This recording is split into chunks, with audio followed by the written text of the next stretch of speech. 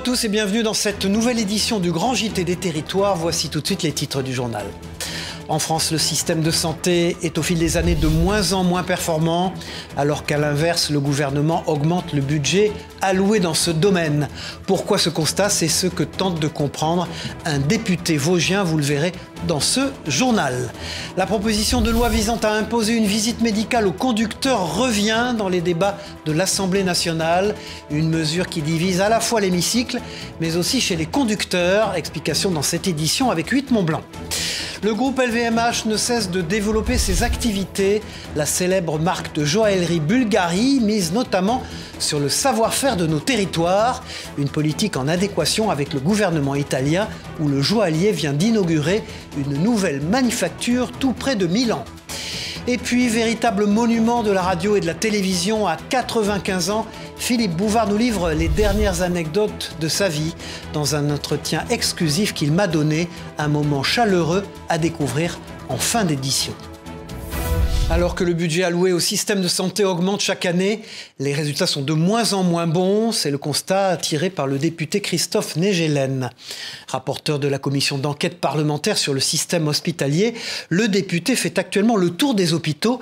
Regardez ce reportage de Vosges TV lors d'une de ses visites. Le député vosgien du groupe Lyot, Christophe Negelen, est le rapporteur de la commission d'enquête parlementaire sur les difficultés d'accès aux soins dans l'hôpital public. Après le CHRU et la faculté de médecine de Nancy, le centre psychiatrique de Ravenel-à-Mirecourt, une petite délégation est en visite dans les hôpitaux d'Épinal et ici de Remiremont. Le but est réellement de pouvoir échanger tous ensemble pour voir de quelle manière est-ce qu'on peut demain avoir une meilleure organisation, plus efficiente. On se rend compte qu'aujourd'hui, on met toujours plus d'argent dans notre système de santé, 105 milliards l'année dernière sur la partie hospitalisation. Et en fin de compte, on a un résultat qui est de moins en moins bon. Le député qui entend offrir dans son rapport une vision complète de la structuration du système de santé, en déminant notamment ce qu'il nomme une administrocratie beaucoup trop présente. Ici, dans sa circonscription du Massif, comme dans la plupart des hôpitaux, le gros point noir est bien identifié. Le directeur Dominique Chevaux, en partance pour Wallis et Futuna, y est confronté au quotidien. Il nous faudrait, pour faire tourner tous les services d'urgence tels qu'ils doivent tourner en fonctionnement totalement normal, il nous faudrait 72 médecins urgentistes et actuellement on en a péniblement 30. Plus d'urgence assurée la nuit ainsi à l'hôpital de Remiremont depuis 1 an. Pour autant, les acteurs de terrain et le député ne veulent pas noircir le tableau. En dépit d'une pénurie massive et durable de médecins à l'échelle nationale, quelques signes paraissent encourageants. On a beaucoup parlé de la maternité de Remiremont qui n'allait pas bien. 10 accouchements depuis le début de la semaine. On a un nombre d'accouchements supérieur à ce qu'on avait l'année dernière. C'est quelque chose de positif. Le service de soins palliatifs, ça fait 7 ans que je me bats pour qu'il y ait un service de soins palliatifs dans les Vosges. On devrait en avoir un fin d'année, début d'année prochaine. Il y a aussi des choses positives. Une nouvelle dynamique de l'hôpital de Remiremont qui devrait être notamment soutenue par le renforcement d'activités engagées par l'État sur la base aérienne de Luxeuil-les-Bains. La patientèle haut-saônoise pesant lourd dans le fonctionnement global de l'établissement Romary-Montin. Des particularismes locaux qui devraient étayer le rapport final du député Negelen qui doit rendre sa copie en juillet. C'est presque devenu, comme on l'appelle, un marronnier législatif. La proposition de loi visant à imposer une visite médicale aux conducteurs, notamment aux personnes âgées, a fait son retour à l'Assemblée nationale.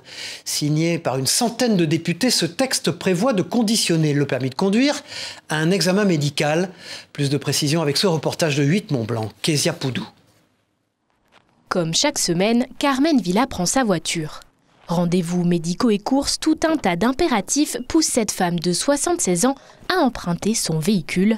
Un droit menacé par une proposition de loi, celle d'imposer aux conducteurs de plus de 70 ans une visite médicale tous les 5 ans. C'est vrai que quand on a un certain âge, on n'a plus les mêmes réflexes et tout. Mais les gens comme moi, ils ont toute leur tête. On est attentif, on fait attention à tout, on respecte le code de la route. Capacité auditive, visuelle ou encore cognitive, cette visite médicale devrait donc permettre de juger de l'état de santé des conducteurs ainsi que de leur capacité à prendre le volant. Une condition qui ne fait pas l'unanimité. On le voit tout au cours de la vie, on perd un peu de la vue, on perd de l'auditif, et à un moment donné on perd ses moyens. Je suis contre, mais par contre je suis pour la sensibilisation individuelle. Portée par le député Frédéric Valletoux, cette proposition de loi présentée le 18 mars dernier ne concerne pas uniquement les seniors. Les moins de 70 ans devront également se soumettre à une visite médicale tous les 15 ans. Le 25 mars, une réforme visant à imposer un examen médical avant la première délivrance d'un permis de conduire a été validée, laissant cependant le choix aux États membres de le remplacer par d'autres alternatives comme un formulaire d'auto-évaluation. C'est difficile d'évaluer l'aptitude parce que le médecin va être tenu par deux choses. D'une part, la connaissance de son patient, si c'est le médecin traitant. Et ce qu'on peut craindre, c'est qu'effectivement, un patient qui aurait peur que l'on le dénonce d'une pathologie quelconque risque de ne pas consulter ou de ne pas le dire. Cette réforme du permis de conduire doit encore être validée par le Conseil et le Parlement européen. Au sein de l'Union européenne, 14 pays ont déjà instauré la visite médicale obligatoire. Le groupe LVMH continue de se développer. Le célèbre joaillier Bulgari vient d'inaugurer en Italie la plus grande manufacture de bijoux du monde. Une initiative destinée à préserver des savoir-faire ancestraux des territoires. Écoutons sur ce sujet le PDG de Bulgari ainsi que la secrétaire d'État du gouvernement italien en charge des entreprises au micro de Christophe Rigaud. Pour ce qui est de notre rayonnement international, je peux vous dire que nous nous appuyons sur toutes les grandes marques italiennes connues dans le monde entier, et c'est la raison pour laquelle ce projet avec Bulgari aujourd'hui est extrêmement significatif car il démontre la capacité d'attirer en Italie des investisseurs internationaux de ce calibre.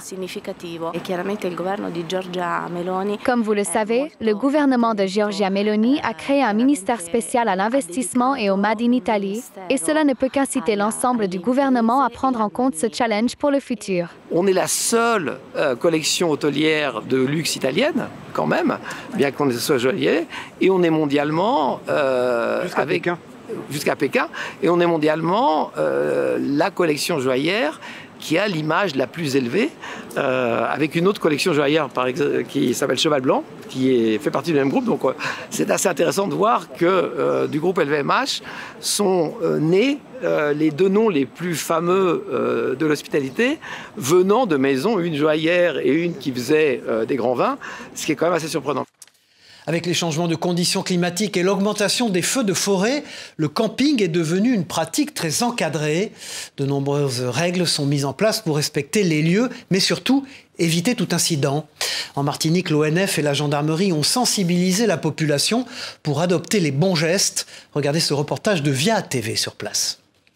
C'est l'ONF et la gendarmerie. On vient vous faire une petite visite de courtoisie. On vient discuter un petit peu. On est en visite de tous les camps. Sensibiliser les campeurs, leur rappeler les consignes pour protéger la nature. Il faut vraiment utiliser charbon de bois. Pourquoi? Parce que, en fait, à force, si on coupe du bois et si on ne protège pas cette forêt, vous allez vous retrouver sur des plages où il n'y a plus d'arbres, il n'y a plus rien. Hier soir, nous avons des campeurs qui ont mis directement le feu au sol pour que ça puisse faire de la fumée, pour chasser les moustiques, sachant que c'est interdit, les feux au sol. En plus, sachant que nous sommes en période sécheresse, donc la braise avec le vent peut partir directement dans les bois et créer ensuite un incendie. Pour ce feu, les campeurs peuvent recevoir une amende de 135 €. Mais durant cette période de forte affluence, la sensibilisation est mise en avant. C'est essayer de faire passer les bonnes pratiques. On se rend compte que petit à petit, il y a une prise de conscience des bonnes pratiques pour éviter la dégradation de l'environnement. Un site courtisé aussi par les tortues. Et durant ces périodes de ponte, les campeurs doivent adopter les bons gestes. Jamais l'approcher à moins de 10 mètres. Voilà. Pas de flash, pas de lampe, pas de musique intempestive, le silence. Et vous éteignez toutes les sources de lumière, quelles qu'elles soient. Et vous laissez la tortue faire sa ponte. Et ne pas faire de feu de camp sur la plage. Avec la chaleur du sable, ça va cuire les œufs dans le nid. On fait attention, on respecte l'environnement. Tout autre chose maintenant, beaucoup de sportifs professionnels rencontrent d'importants problèmes financiers pour vivre de leur passion. Certains font le choix de s'engager dans l'armée française et de défendre leur pays. Pour quelles raisons? Réponse avec ce reportage de Télé Grenoble au sein d'une brigade d'infanterie de montagne. Regardez.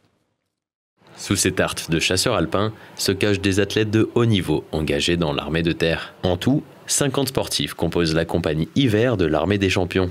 Une unité un peu à part qui offre à ses athlètes de quoi vivre de leur sport. Parmi eux, le snowboarder Merlin Surgé ou le biathlète Antonin Guigona, qui a troqué la carabine pour le fusil d'assaut de l'armée française lors d'un entraînement avec la 27e brigade d'infanterie de montagne.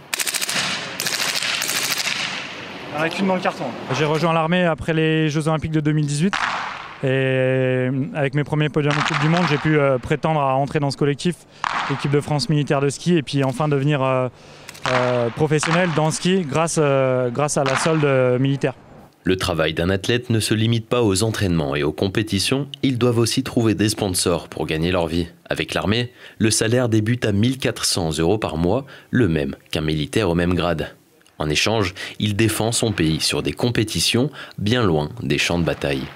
L'athlète n'est pas un soldat comme les autres. L'athlète n'est pas engagé pour aller au combat. L'athlète est là pour rayonner, performer et porter haut les couleurs de la France et les couleurs de l'armée des champions. Mon rôle premier, c'est de me préparer pour la Coupe du Monde, pour être performant en fait sur la Coupe du Monde et donc représenter l'armée sur la Coupe du Monde. Donc je m'entraîne toute l'année, c'est-à-dire que je suis en stage avec l'équipe de France. Le but, c'est que je sois en forme pour performer.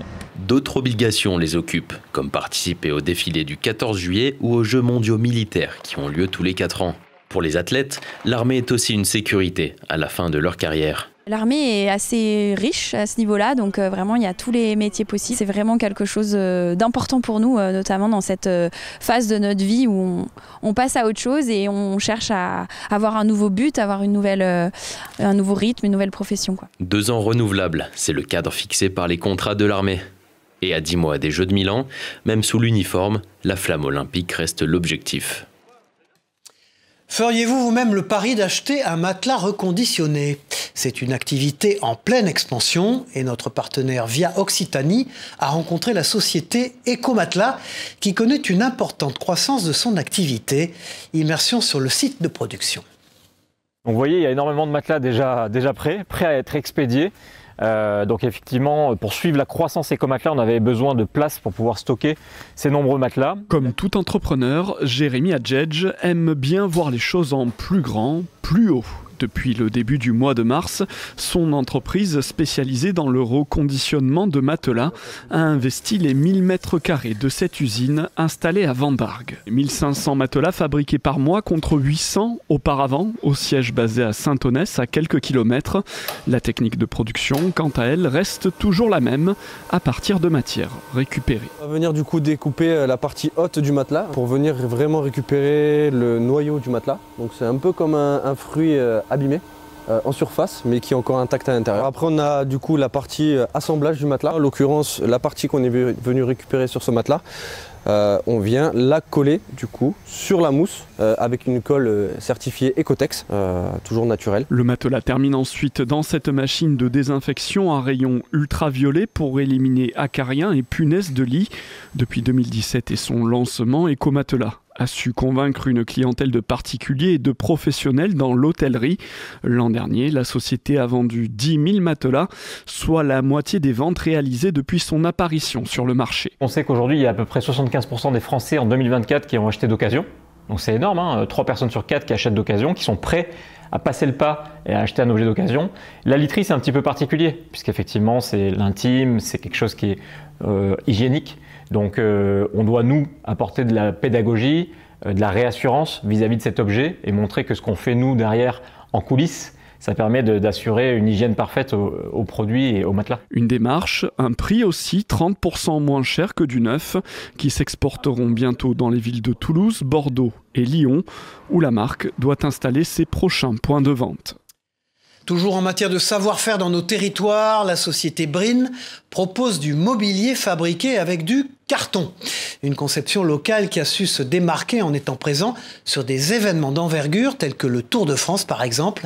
Reportage de LNTV Sarthe, Alexandre Ferrer. Des chaises, une table, voire même un espace détente. Tout en carton. Les spécialités de cette société sartoise. Depuis 10 ans, Brin propose une conception de matériaux bas carbone et en circuit court dans le milieu de l'événementiel. Le carton est disponible aux 4 coins de la France. Et l'utiliser, ça nous permet de limiter le transport énormément. Des événements toujours plus grands. En 2016, l'entreprise produit 10 000 exemplaires de tabourets pour les spectateurs du Tour de France. C'est ce concept qui m'a permis de me lancer dans l'aventure Brin. Et puis là, on a l'exemple 2 ans après, tabouret officiel du Tour de France. On a travaillé en direct avec ASO. C'était un rêve. La prochaine commande est au Grand Palais à Paris, à l'occasion du sommet international pour la planète Change Now. On a la chance de les accompagner depuis 3 ans. On réalise pour eux l'ensemble des signalétiques. On a développé des produits sur mesure. Et on accompagne aussi sur la partie décoration, et notamment sur une scène qui fait 37 mètres de large sur 10 mètres de haut. Près de 800 pièces seront produites pour cette édition. Une partie est fabriquée au Mans dans cette imprimerie, une autre dans l'Orne. De l'impression à la découpe, une dizaine de minutes suffisent pour la mise en forme de ce chevalet. Alors là, on va vérifier le produit et ses pliages. Voilà, cette découpe-là, elle permet d'assurer un pliage et puis de donner la forme au produit. La préservation de la faune est un enjeu majeur. Pour cela, il est essentiel de suivre son évolution. Dans cette optique, des collectifs se réunissent pour observer, compter et analyser les populations animales. Puissance Télévisions a pu assister à une session d'observation dans la Marne. Regardez ce reportage. Numéro d'observation, le nombre total d'animaux surtout, et on compte impérativement également les chevreuils et les lièvres. Chaque année, au mois de mars, ces bénévoles se retrouvent pendant 2 semaines pour 4 sessions d'observation. Tous se réunissent au sein du GIC Argonne Sud, un groupement d'intérêt cynégétique. Leur mission, observer, compter, analyser. L'objectif, suivre l'évolution de la faune locale et ajuster la gestion des prélèvements de chasse en fonction des données collectées. Tous ces chiffres-là, ça va intégrer un carnet de bord. Et ce carnet de bord, on va l'étudier avec le CNPF, le Centre national des propriétés forestières, l'OFB, l'Office français de la biodiversité, la Fédération départementale des chasseurs et l'Office national des forêts. Et c'est grâce à ça qu'on va déterminer l'attribution qu'on va faire l'année d'après, donc le nombre de bracelets qu'on va attribuer à chaque société de chasse qui font partie de notre GIC. Après un brief précis, les équipes se dispersent en 4 circuits. Ce soir-là, c'est un parcours de 3 heures qui attend cette équipe avec une 50aine de kilomètres. Le comptage est aussi une façon de mieux gérer la chasse en apportant des données fiables. Sur le terrain, l'équipe de 4 chasseurs parcourt le chemin en voiture. Dès qu'un animal est repéré, il est tout de suite signalé. En fin de soirée, les données récupérées sur les 4 parcours sont croisées. Le but, obtenir un bilan précis de la présence animale dans le secteur. En tant que technicien à la Fédération des chasseurs, on a surtout pour rôle de conseiller nos adhérents, donc c'est-à-dire les chasseurs, donc que ça soit pour gérer leur territoire de chasse, puis on a un devoir de formation et puis d'écoute de nos adhérents. Cette nuit-là, 392 animaux ont été observés. Sur les 4 soirs de comptage, 1712 animaux ont été recensés, dont une majorité de chevreuils et de lièvres. Le saviez-vous, même vos animaux de compagnie peuvent donner leur sang. Cela existe pour les chiens et les chats. Comme pour les humains, plusieurs conditions sont obligatoires. Regardez ces explications avec ce vétérinaire au micro de notre partenaire, La Dépêche du Midi. Le prélèvement lui-même, il va durer 10 minutes à peu près. En tout, c'est 1 heure, 1 heure et demie, 2 heures. Le temps qu'on fasse l'examen clinique, les examens complémentaires, la tranquillisation, qui récupère la tranquillisation. Chien ou chat, on va avoir d'abord l'âge, entre 1 et 8 ans. On ne peut pas d'animaux trop jeunes, et pas non plus d'animaux trop âgés. Après, alors il y a une question de poids. Chez le chat, ça va être plus de 4 kg. Et chez le chien, plus de 20 kg. Et puis ensuite, être en bonne santé, pas avoir de soucis autres. Tout comme les vétérinaires justement qui doivent connaître les différentes races d'animaux, les paysagistes et horticulteurs quant à eux doivent connaître les différentes espèces végétales. Un concours national est même organisé pour les jeunes en formation. Immersion à Blanquefort en Gironde pour une épreuve de qualification régionale avec TV7, la chaîne du groupe Sud-Ouest. Regardez. Sauriez-vous reconnaître ce végétal d'un simple coup d'œil? C'est en tout cas ce qu'essayent de faire ces apprentis horticulteurs, paysagistes et pépiniéristes. Sentir, toucher ou observer, chacun sa technique. Pour moi, c'est de regarder bien la feuille quand même, le port aussi, le tronc, puis essayer de voir la fleur si on a. Le toucher, déjà voir si ça sent. À l'occasion d'un concours régional de reconnaissance, feuille et stylo à la main, les 86 étudiants doivent noter le nom latin, la famille et la variété de chaque végétal. Après une première épreuve en salle, la deuxième se réalise dans un écrin de verdure exceptionnel, le parc Majolan à Blanquefort. On change de place! Chaque participant a 1 minute 30 top chrono pour identifier 15 végétaux. Moi j'ai que celui-là et le acer campestri, mais le acer campestri il a que 3 feuilles. Au-delà du challenge, l'idée est d'assurer les bases pratiques des métiers de la filière du végétal. Il existe tout ce que vous voulez, vous pouvez faire ça avec ChatGPT, avec tout ce que vous voulez, mais si vous voulez être crédible devant un client, vous devez connaître vous-même les plantes. Comme un vétérinaire qui ne connaît pas les races de chiens. On ne lui ferait pas confiance pour soigner son animal. La semaine dernière, c'était Alain Madelin qui était l'invité de Face au territoire sur TV5 Monde avec la presse quotidienne régionale. L'ancien ministre et député a répondu aux questions de nos partenaires. Écoutons-le tout de suite. Est-ce qu'il est empêtré dans une affaire Betaram? On sait que sa fille a révélé être l'une des victimes de violences de la part d'un prêtre, le père Lartiguet de Betaram, récemment dans Paris Match. Il a réagi lui-même en étant bouleversé par ce qu'il avait appris. Est-ce qu'il est empêtré dans quelque chose compliqué pour lui et qui va le gêner politiquement là? C'est d'un poids considérable. Je veux dire, le fait d'être empêtré, de voir les gens parfois détourner le regard, enfin, c'est humainement, sa fille, enfin, c'est quelque chose d'extrêmement lourd à porter, extrêmement lourd. Et franchement, je lui dis, allez, surmonte ça, continue, fais ton boulot. Vous lui avez dit? Non, je ne l'ai pas dit, mais, vous lui dites mais il sait que je le pense. Vous lui dites il sait que je le pense. La France est devenue championne paralympique de cécifoot cet été. Connaissiez-vous cette discipline? Ce sport cache de nombreuses spécificités, à la fois techniques et humaines. Une initiation a récemment été proposée à des jeunes autour du travail d'équipe. TL7 était sur place, regardez. Ballon sonorisé et les yeux bandés. Grâce au cécifoot, ce groupe de jeunes découvre ce sport et ses règles adaptées. Organisé par Face Loire et ses partenaires, cet événement est le premier d'une longue série. En collaboration avec le district de football de la Loire.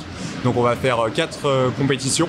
Où il y a différents tournois, différentes phases. La finalité, c'est que le 5 juin, lors des Jeux de la diversité, les gagnants de chaque tournoi viennent se rencontrer pour participer aux phases finales. Parrain de l'événement, Patrick, non-voyant et joueur de cécifoot, échange avec les plus jeunes et leur apprend toutes les spécificités de son sport. On apprend à se déplacer sans voir. Donc soit au début en étant en contact avec un équipier et après à la voix. Et puis petit à petit, on va compliquer les déplacements. Au lieu que ce soit du linéaire, on va faire des slaloms. Et on va faire le slalom après avec la balle dans les pieds. C'est compliqué. Là, on a l'impression en fait de perdre le ballon. On essaie tout doucement de les emmener de manière un peu pédagogique et ludique à ce qu'ils commencent à découvrir le fait que si on veut réussir, c'est en équipe. Et une entreprise, qu'est-ce qu'elle demande à un jeune? C'est cette capacité-là à apporter à l'équipe, cette capacité-là à être utile dans une équipe. Donc un jeune, il a peut-être pas trop d'expérience, il peut pas être manager, il peut pas diriger, mais par contre, il peut apporter à l'équipe un dynamisme. Une initiative qui associe sport, inclusion et engagement citoyen et qui entend démontrer que l'insertion peut aussi passer par le jeu, l'écoute et la rencontre. C'est une trouvaille tout à fait inattendue qu'a fait un promeneur de Saint-Malo. Au milieu de son chemin se trouvait la plaque d'identité d'un soldat allemand de la Deuxième Guerre mondiale. Une trouvaille précieuse qui révèle des informations sur son identité, mais pas que. Écoutons Éric Peil, responsable du mémorial 3945 de Saint-Malo, au micro de TVR à Rennes. Beaucoup de monde qui passe par là, et je pense beaucoup de monde qui l'a vu sans réaliser réellement ce que c'était en fait. C'est une chance pour plusieurs raisons. D'abord parce que c'est un objet nominatif, donc on sait vraiment à qui il a appartenu. Mais c'est une chance aussi parce que ça a été trouvé sur la cité d'Alette, et donc ça fait partie intégrante de l'histoire de la cité d'Alette. Et puis on a une troisième chance, c'est que celui qui l'a trouvé, il a décidé d'en faire don au mémorial. On sait qu'il a été recruté au départ pour la mer du Nord, avec le petit N qui est devant, qui signifie Nordsee. Il y a son numéro de matricule, et puis l'année de recrutement, il a été recruté en 1940. C'est une icône de la radio et de la télévision. À 95 ans, Philippe Bouvard a toujours bon pied, bon œil, et il nous livre ses derniers secrets. Écoutons cette anecdote sur sa passion du jeu et des casinos qu'il m'a livrée dans son appartement à Cannes. J'ai été très joueur. Un jour, je me suis fait interdire en France, c'est-à-dire on ne m'accepte plus dans un casino, ce qui était une façon de m'épargner des pertes trop cuisantes. Et j'allais jouer à l'étranger. Le jeu a été pour moi une façon de me sublimer, alors que j'étais un petit gars extrêmement normal et pas très beau et pas très intelligent. Mais pendant que j'étais devant le tapis vert et que la chance me souriait, j'imaginais être un grand homme. Voilà, au revoir, c'est la fin de ce journal. Merci à vous de l'avoir suivi. On se retrouve très vite pour une nouvelle édition du Grand JT des Territoires. Au revoir à tous.